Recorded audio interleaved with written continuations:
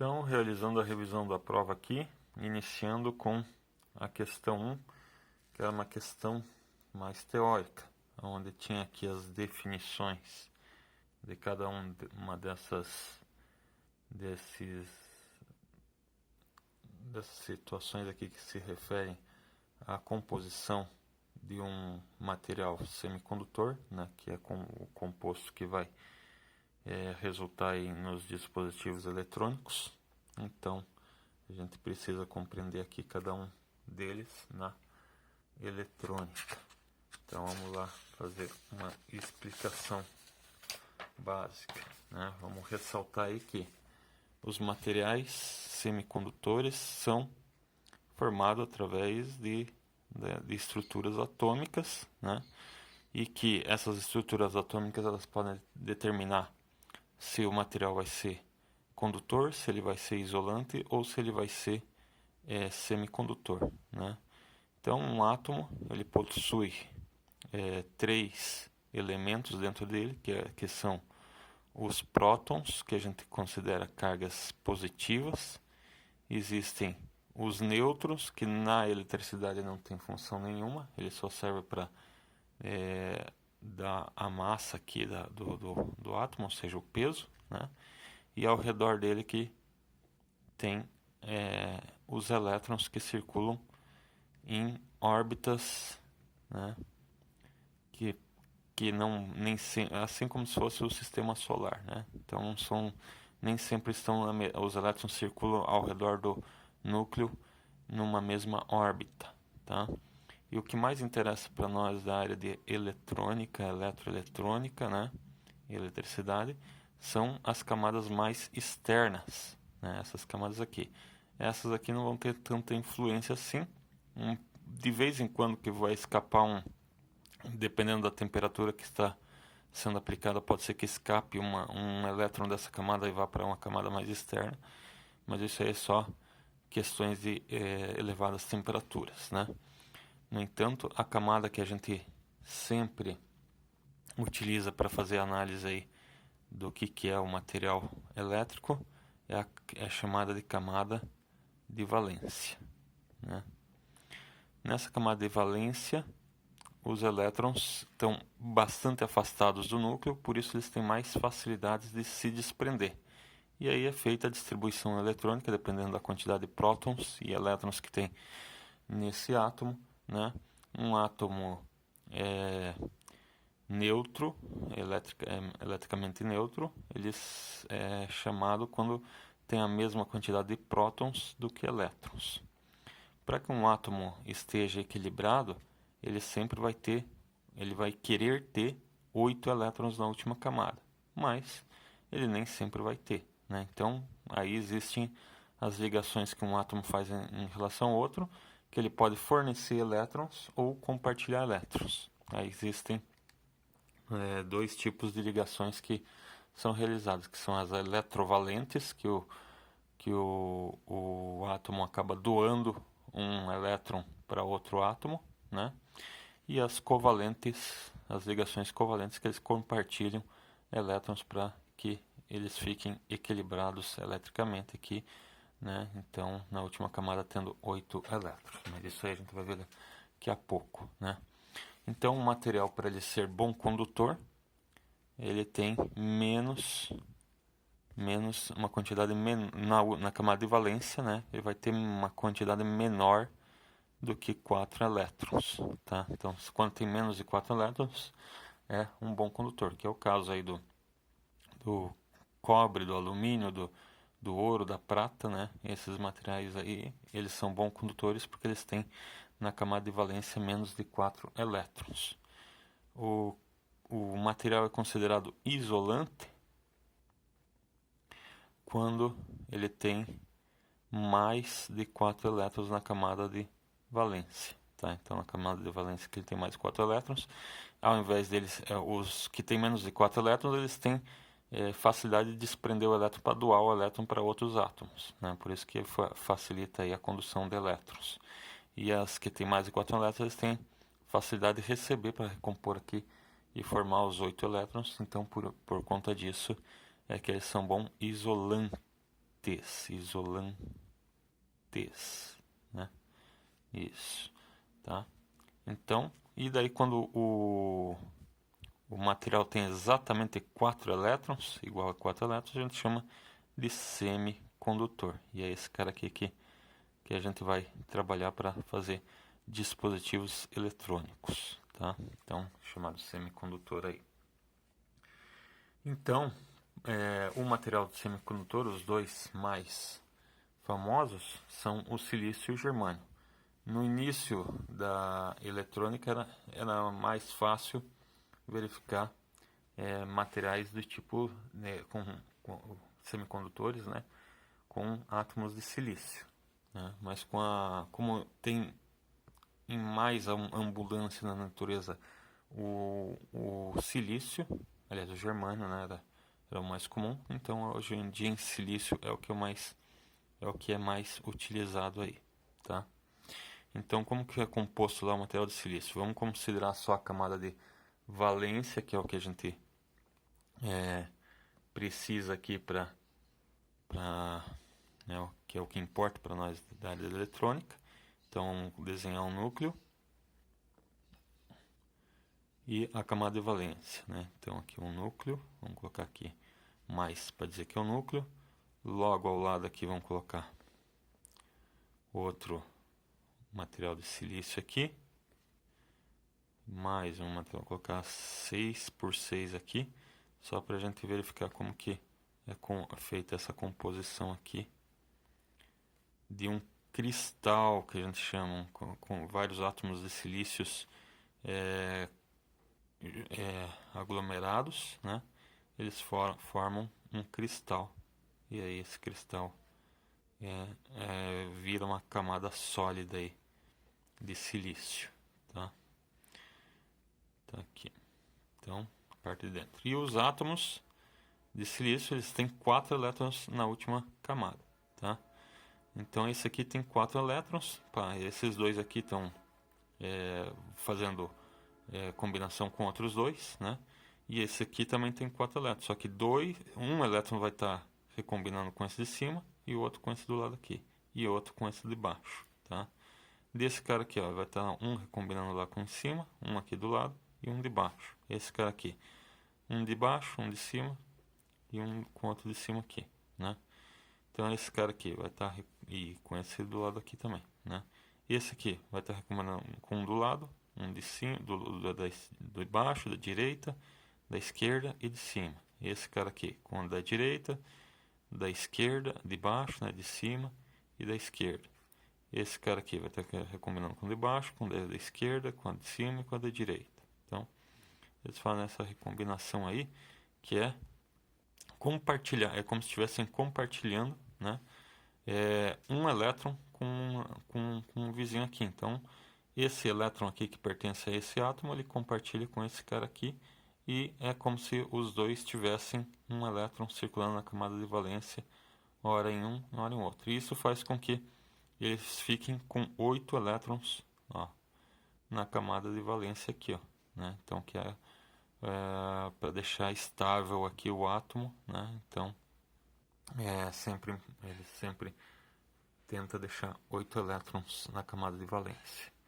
E no caso dos semicondutores, eles fazem isso através da ligação covalente aí, que é o compartilhamento de elétrons, né?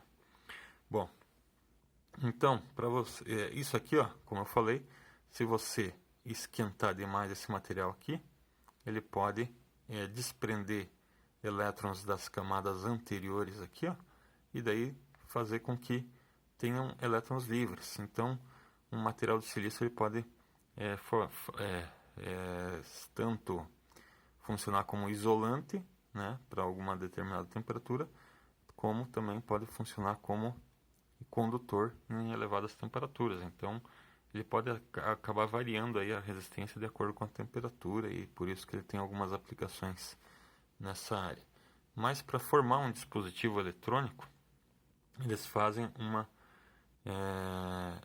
uma combinação aqui que a gente chama de dopagem, ou seja, eles colocam, aqui só tem materiais de silícios, então esse aqui é um cristal puramente de silício, e o que eles fazem é colocar um átomo com outro tipo, ou seja, eles vão pegar, ferver esse material de silício até virar líquido, e aí vão colocar um outro tipo de material, né? Alumínio ou boro, né? Um alumínio que tem menos 3 elétrons na camada de valência, o boro que tem 5 elétrons na camada de valência, e acabam modificando. Essa modificação a gente chama de dopagens. E esses elementos que estão sendo colocados nas camadas de material semicondutor a gente chama de impurezas. Então, o que é a dopagem? A dopagem é justamente a implantação aqui de outros elementos, né, que vão acabar alterando as características elétricas aqui, né? Então, na questão da prova que tinha a questão aqui, o parâmetro que dopagem, né, que é o número 4, a melhor resposta aqui, conforme a gente verificou, que significa aumento de impurezas aos átomos de um cristal intrínseco. Intrínseco significa puramente de um tipo de átomo só, por exemplo, só de silício, para alterar sua condutividade elétrica. Então, se você colocar materiais, átomos de alumínio, ele vai alterar suas características elétricas. Se você colocar átomos de boro, ele também vai alterar as características elétricas. Portanto, dopagem, a definição de dopagem é essa aqui, ó, tá? 4 significa aumento de impurezas aos átomos de um cristal intrínseco para alterar sua condutividade elétrica, tá? Então, como que ele faz essa alteração de condutividade elétrica? Então, nós temos aí os átomos de silício, né? Vou fazer um pouquinho menor aqui.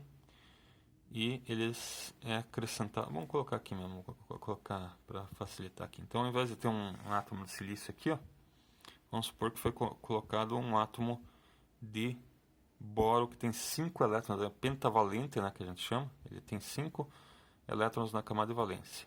Então, ele faz a recombinação e fica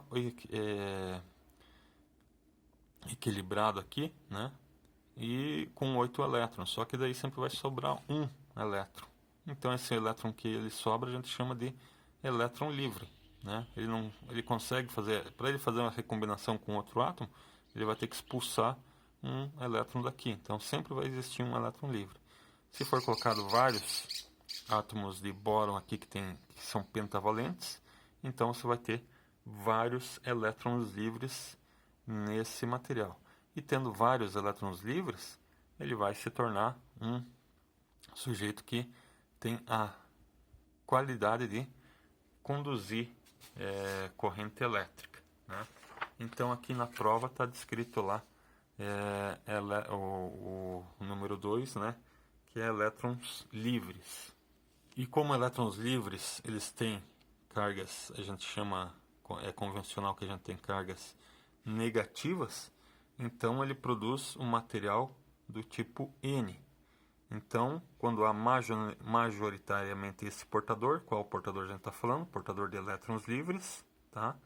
Surge o material de tipo N. Então,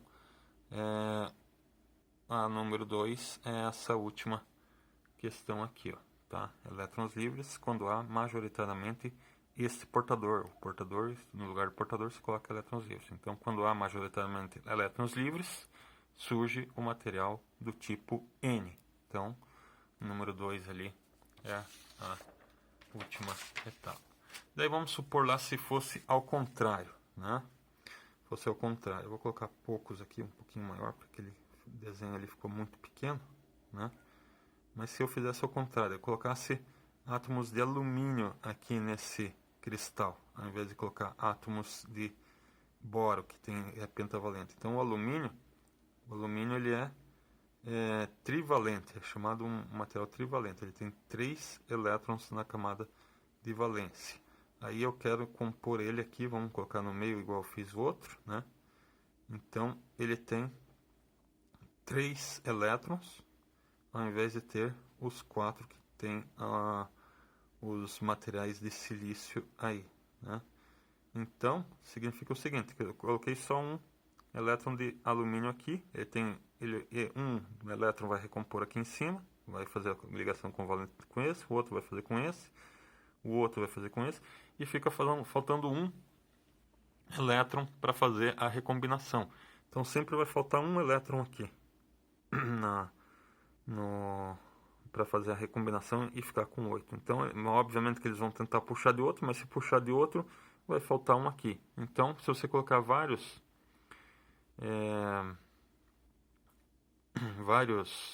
átomos de alumínio que tem menos de 4 elétrons, sempre vai ficar faltando elétrons para fazer a combinação. Como fica faltando, a gente chama isso de buraco, né? Ou então de lacuna, tá? Cria uma lacuna aqui onde faltam elétrons, tá? Então, o portador chamado lacuna é uma das questões também da prova que foi colocada aqui, que é o número 1, lacuna. Então, se os elétrons livres deixam o material positivamente, porque tem excesso de elétrons, né, livres, a lacuna seria falta de elétrons livres, né? Sempre falta elétrons livres. Se falta elétrons livres, a gente diz que o material fica mais positivamente carregado, né? Então, a gente teria aqui, quando majoritariamente, ou na maioria, né, este portador, qual portador a gente está falando? A lacuna, né? Surge o material do tipo P, tá? Então, lacuna é quando há, se eu fosse traduzir bem aqui, é quando há majoritariamente o portador lacuna, surge um material de tipo P, tá? Então o número 1 estaria presente nessa segunda situação aqui, tá? Beleza, então a gente surge aqui dois tipos de materiais, conforme eu coloquei aqui. Se ele tem camadas pentavalentes aqui, que eu falei que é o boro, né, com os de silício, no cristal de silício, então a gente tem um material de tipo N, e aqui se eu coloco o alumínio junto com os átomos de silício para formar um cristal, eu tenho um material do tipo P, tá? Então, se eu fizer uma junção entre esses dois materiais, do tipo P e do tipo N, aí vai surgir um fenômeno aí. Coloco uma entrada e uma saída aqui, para a gente ver daqui a pouquinho as situações que acontecem com eles depois. O que vai acontecer? Aqui eu tenho um material do tipo P, e aqui eu tenho um material do tipo N, que é conforme a gente verificou aqui as duas situações, né? Então, eu vou chamar aqui colocar um maisinho, porque ele tem bastante lacunas. Majoritariamente as lacunas são existentes no material do tipo P, né? E no material do tipo N, majoritariamente o portador são os elétrons livres. Então, eu vou colocar aqui como negativo, que são os elétrons livres, tá? Acontece que, obviamente, que os opostos se atraem. Então, quando se junta esses dois, aqueles elétrons livres que estão na beirada aqui do material do tipo N vão se recompor com aquelas lacunas que estão na beirada do material do tipo P. Então, vou colocar só com uma bolinha sem sinalização, né? Dizendo que eles recomporam aqui, ó. Então, está eletricamente equilibrado nessa borda. Obviamente que não tem a força suficiente para todos os elétrons livres virem daqui e passar para cá. Como foi recombinado nessa partezinha aqui, então eles não têm a característica de dopagem do material, que é do tipo P ou do tipo N. Então, gera uma pequena camada aqui, em que ela não é nem majoritariamente elétrons livres, ela está equilibrada, e nem majoritariamente com lacunas. Essa camada aqui a gente chama de camada de depressão. Depressão com L mesmo, não é depressão, é depressão. E essa é outra das questões que está na prova lá, que é o número 5. Então, como eu falei, é aquela camada na junção ali. Então, ó, região na junção de dois tipos de semicondutores que fica vazia de portadores. Ou seja, não tem nem portador lacuna e nem portador elétron livre. Então, a região na junção de dois tipos de semicondutores, que é o tipo P e o tipo N, que fica vazia de portadores, é chamada de camada de depressão. Então, o número 5 está aqui na terceira resposta. Obviamente que sobrou só essa de cima, mas a gente vai verificar o que significa ela aqui primeiro, né? Então,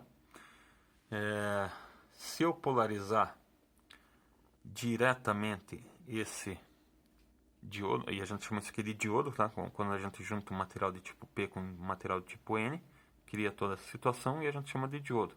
Diodo é um material semicondutor. Então, o que acontece com o diodo quando a gente aplica uma tensão, polariza eles, né? Coloca uma fonte de tensão. Obviamente que você vai ter que colocar uma resistência, porque ele, de um lado ele conduz, já adiantando, né? Dando um spoiler aí, e no outro lado ele é como se fosse um isolante, ele não conduz, né? Quando ele está na outra polarização. Mas, justamente porque quando ele conduz, ele é como se fosse um condutor, tá? Ele, se você colocar direto a fonte de tensão, ele vai dar um curto-circuito. Tem que colocar sempre uma resistência. Mas só para a gente entender a polarização, vamos pegar aqui como se fosse uma bateria, positivo e negativo, e vamos aplicar aqui o positivo no material do tipo P, que a gente chama de cátodo, com a letra K aqui, né? E o negativo da fonte no material do tipo N, que é o anodo, tá? Então, quando a gente faz essa circunstância aqui, o que acontece? Se os opostos se atraem, os diferentes eles se repelem. Então você está colocando positivos em lacunas, ou seja, eles vão repelir essas lacunas, né? Vão afastar, empurrar essas lacunas para o outro lado. Ao mesmo tempo você está colocando negativo onde tem elétrons livres, eles também vão empurrar esses elétrons livres para o outro lado. Então vai ter uma circulação. Lembrando, quem que circula? As lacunas circulam para cá ou os elétrons circulam para cá? Aí sempre depende, as duas coisas acontecem simultaneamente. Você pode considerar que os elétrons livres estão circulando para cá, ou se você quiser ter uma outra visão, que as lacunas, como já está acostumando com circulação de elétrons, então a gente vai colocar aqui os elétrons circulam desse lado para cá, né, se recompondo. Ao mesmo tempo que, então, o positivo aqui empurra as lacunas, ele atrai os elétrons também para esse lado de cá, né? Ao mesmo tempo que o positivo empurra as lacunas para cá, esse negativo aqui puxa essas lacunas para cá, tá? Então atrai, os opostos atraem e os iguais se repelem. Então vamos lá. Quando está diretamente polarizado, então ele empurra os elétrons e circula, ele funciona como se fosse um condutor. No entanto, como tem essa região aqui que tem essa recomposição, precisa aplicar uma força um pouquinho maior para que comece a conduzir. Essa regiãozinha aqui ele não permite a condução porque não tem elétrons livres, então ele está recomposto, ele não quer conduzir, né? E essa força que você tem que aplicar um pouco a mais para ele começar a conduzir, a gente chama de, uma diferença de potencial que a gente chama de barreira de potencial. Barreira de potencial. Essa barreira de potencial, geralmente para material de silício, assim, uma forma genérica, né, aproximada, a gente considera de 0,7 volts, tá? E no de germânio a gente considera 0,3 volts. Como é mais comum a gente utilizar materiais de silício, então geralmente para efeito de cálculos a gente considera essa barreira de potencial do diodo de 0,7 volts. E que é justamente a última situação aqui, ó, né? O que é barreira de potencial? Que é o número 3. É o campo elétrico entre os íons. Íons são átomos que têm falta ou excesso de elétrons, mais elétrons do que prótons ou mais prótons do que elétrons, né? Isso é um íon. Ele pode ser positivo ou pode ser negativo, né? Dos materiais do tipo P e tipo N. Então é o campo elétrico entre os íons dos materiais do tipo P e tipo N, equivalente a uma diferença de potencial. Então, o 3 é a primeira situação. Então essa é a solução aqui da questão 1 da prova.